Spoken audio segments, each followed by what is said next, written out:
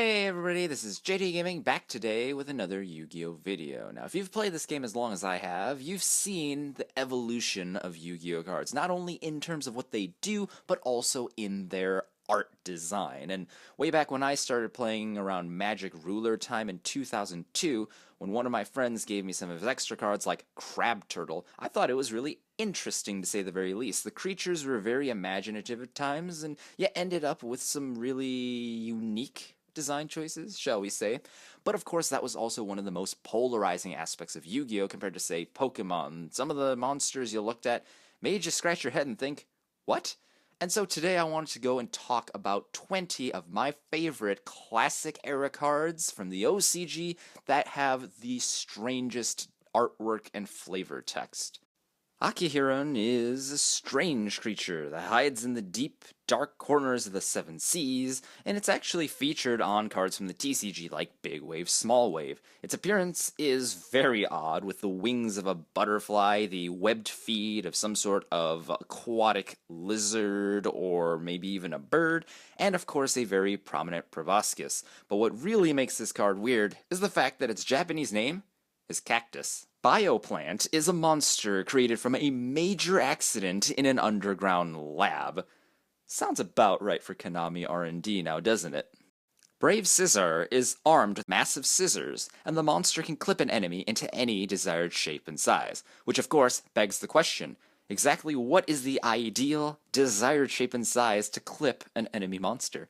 Dark Prisoner is a monster bestowed with the gift of being able to bend light to hide its image from the eyes of its opponents. Too bad it didn't use this ability before it got all chained up like the Forbidden One, where it might have been able to get away from imprisonment. Dice Armadillo is an armadillo monster that rolls up into the form of a dice-like shape. But exactly how this creature forms this dice-like shape, or why on earth it was so important in this card that it became part of its name and flavor text, I'll never know. The Emperor of the Land and Sea is a reptilian monster that sprays fire in every direction. But it's a water attribute reptile, and fire doesn't necessarily serve as the best example of lands? Giant Scorpion of the Tundra is an extraordinary blue scorpion found in the tundra, not the desert. Get that right. Hourglass of Life shows a sanguine substance slowly dripping down in the vessel, suggesting that it's ticking down the timer on an enemy's life. But then you look at the text and it tells you this creature grants power instead of shortening life.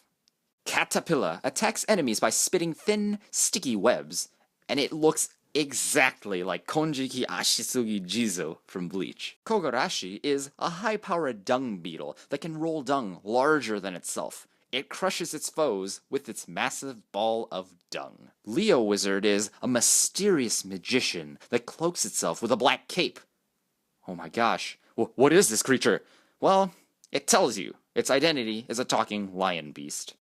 Maybarrel is a cannon-like creature that fires eyeballs so fast they can't be seen. Mech Mole Zombie is a creature that attacks by launching missile-like arms.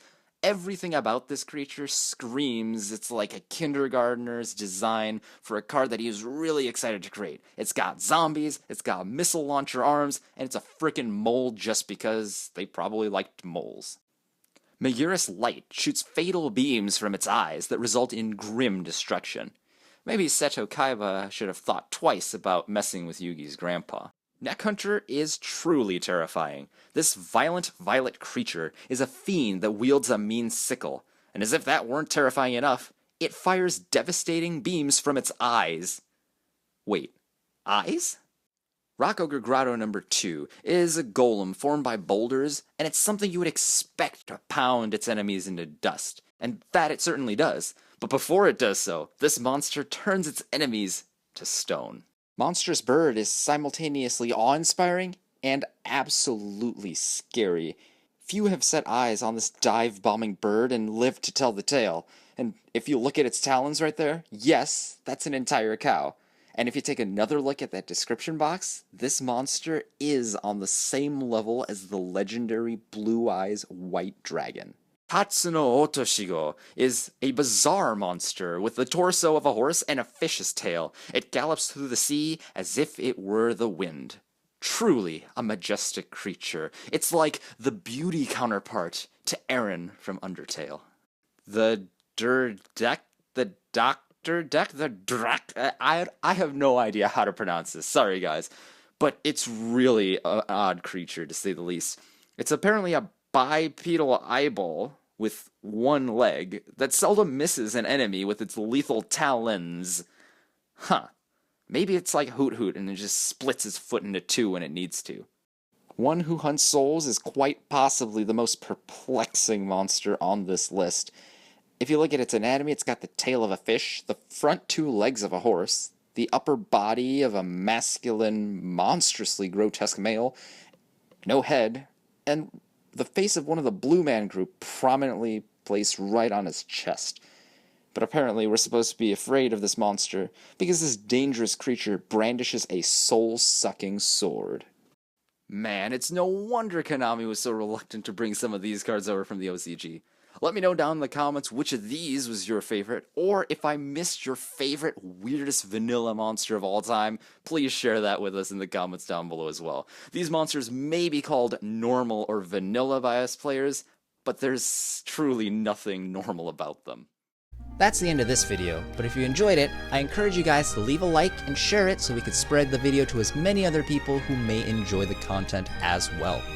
If you like this series, you can see more of it by clicking the video annotation on the right, or you can click the one on the left to see the last video I did. And if you really enjoyed what you saw today, then I invite you guys to subscribe to JDGaming to see more Yu-Gi-Oh! Updates. Thanks guys, this is JDGaming, hope you guys enjoyed as always, and I'll see you guys next time.